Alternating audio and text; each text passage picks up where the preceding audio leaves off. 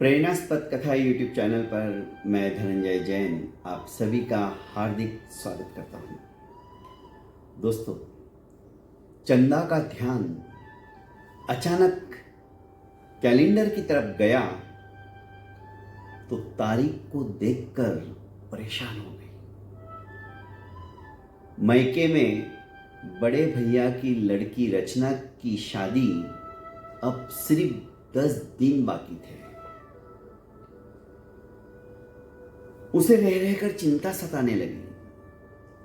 वो तो जैसे तैसे अपनी 4-5 साड़ियों को ड्राई क्लीनिंग करवाकर पहनने में काम ले लेगी। नवीन भी पिछले साल ही दिवाली को 3 ड्रेस ले चुका था, वही ड्रेस से वो काम चला लेगा। पर बच्चों को तो नए ड्रेस दिलाने ही पड़ेंगे। कम से कम 3-4 हजार का खर्चा वो हो जाएगा। स्लीपर कोच में अपने पीहर जाने का खर्चा भी पकड़ा तो कम से कम वो भी 3,000।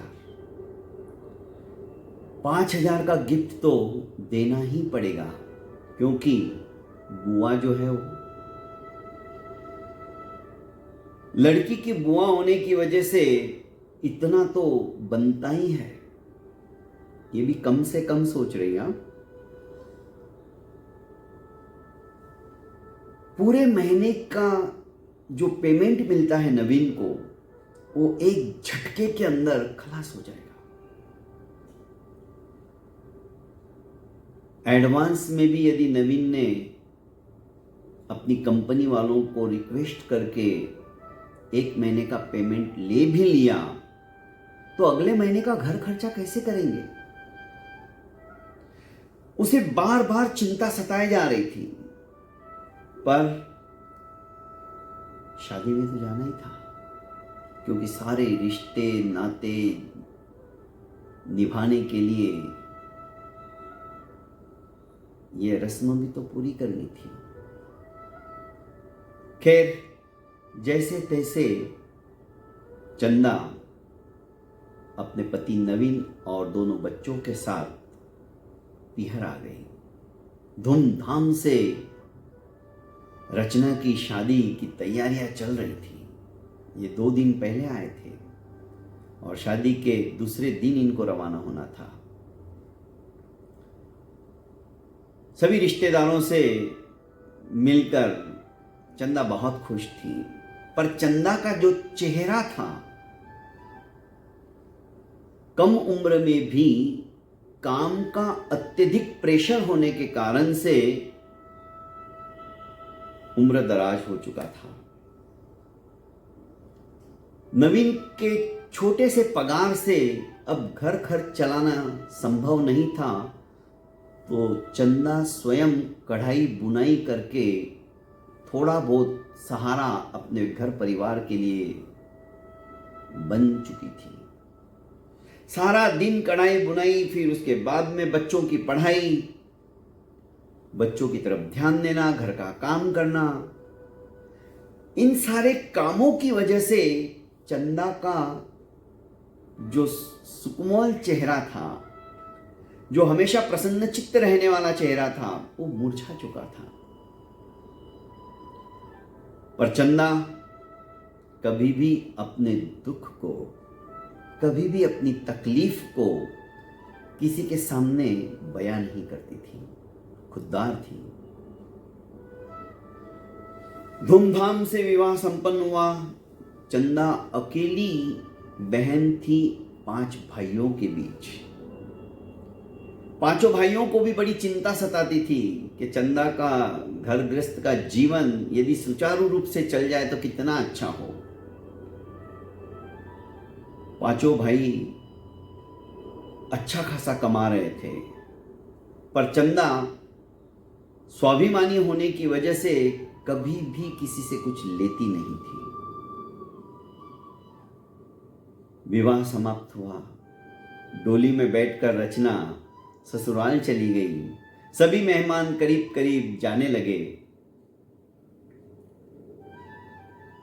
चंदा दूसरे दिन वापस अपने यहाँ जाने वाली थी अपने बच्चों और पति को लेकर, आंख बंद करके बिस्तर पर लेटी थी।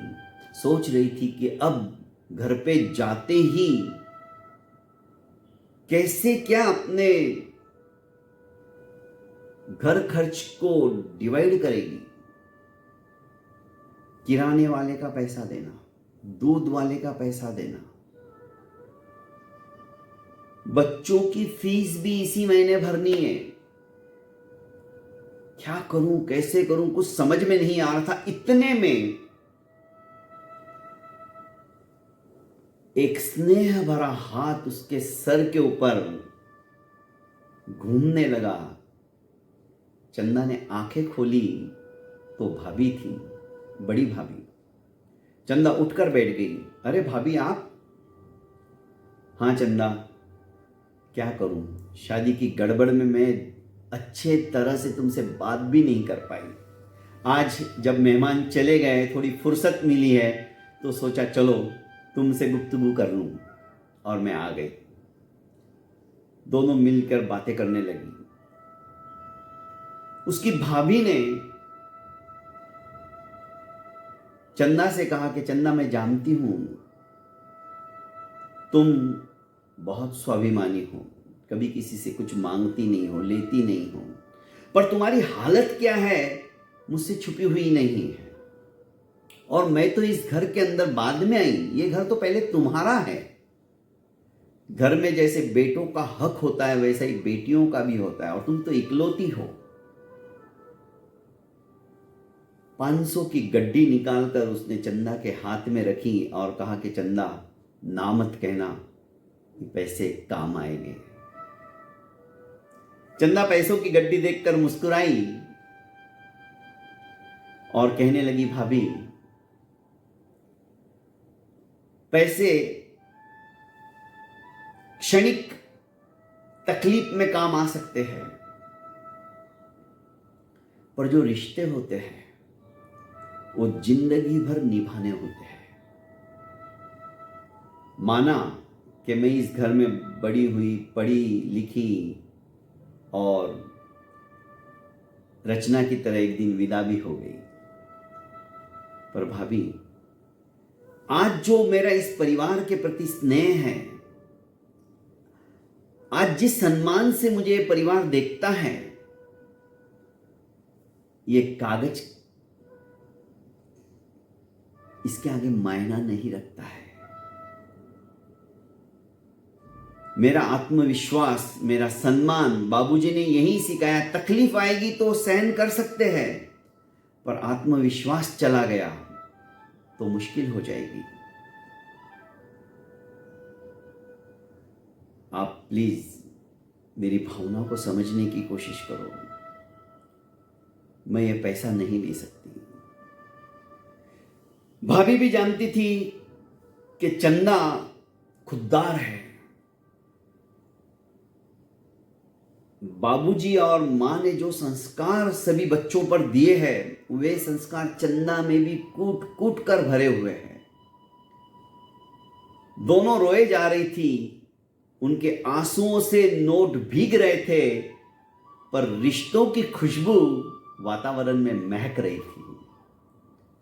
दोस्तों, जिंदगी के अंदर तकलीफें, संकट, बुरे दिन हर एक की लाइफ में आते हैं, पर जो अपनी जिंदगी के अंदर किसी के आगे हाथ नहीं फैलाता है, संकटों का सामना दृढ़ आत्मविश्वास के साथ करता है, वे दिन नहीं रहे तो ये दिन भी नहीं रहेंगे।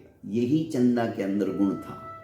वो जानती थी एक दिन ये सारे दिन मेरे दुख के समाप्त हो जाएंगे, हमारा बहुत कुछ अच्छा होने वाला है, तो क्यों रिश्तों के अंदर पैसों को बीच में डालकर दरार पैदा करूं।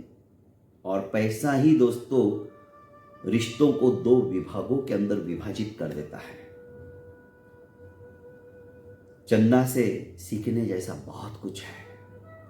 हमारे जीवन के अंदर ऐसी कोई परिस्थितियां उत्पन्न हो जाए तो दोस्तों चंदा की इस कहानी को याद कर लेना और अपने घर परिवार को कभी भी रिश्तों की उस खटास से दूषित मत होने देना, क्योंकि रिश्ते बहुत नाजुक होते हैं। चंदा ने कहा कि भाभी ये पैसे आज तो मैं ले लूंगी, पर दोबारा किसी के सामने आंखें नहीं मिला सकती हूं। आज जो मैं प्यार से, मोहब्बत से, मेरी खुददारी से जो इस घर में मैं आती हूं कभी भी, तो एक आत्मविश्वास रहता है कि मैं जैसी भी हूं, मेरे भाई समर्थ होते हुए भी, मुझे सहयोग करने के लिए काबिल होते हुए भी, मैं उनसे सहयोग की अपेक्षा नहीं रखती हूं। बस यही मेरा जीवन है।